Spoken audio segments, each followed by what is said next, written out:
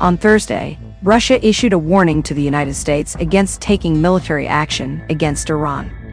This comes amid speculation about whether Washington might join the conflict alongside Israel. Last week, Israel launched an unprecedented series of strikes on Iran, prompting Tehran to retaliate with missile and drone attacks. Moscow, a key ally of Iran, has deepened its military cooperation with Tehran, having signed a strategic partnership agreement just months ago. However, the Kremlin has not provided military support to Iran in response to Israeli airstrikes. President Vladimir Putin is positioning himself as a potential mediator while simultaneously condemning Israel.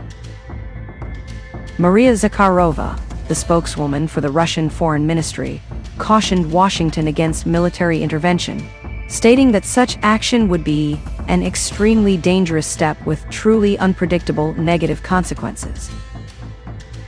This warning came after a conversation between Putin and Chinese President Xi Jinping, during which both leaders criticized Israel.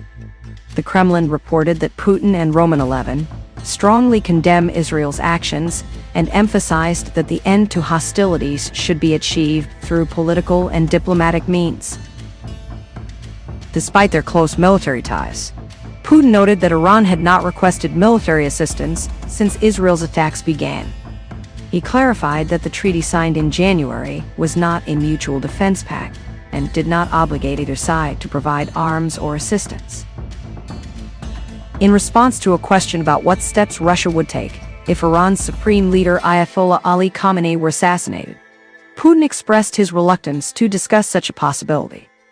His spokesman later stated that Russia would be prepared to send humanitarian aid if requested by Tehran.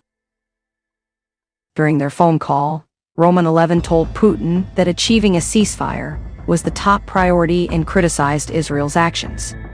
He emphasized that armed force is not the correct way to resolve international disputes, and called for an end to hostilities to prevent further escalation. Last week, Putin reached out to Israeli Prime Minister Benjamin Netanyahu and Iranian President Masoud Pezeshkian, offering himself as a peacemaker.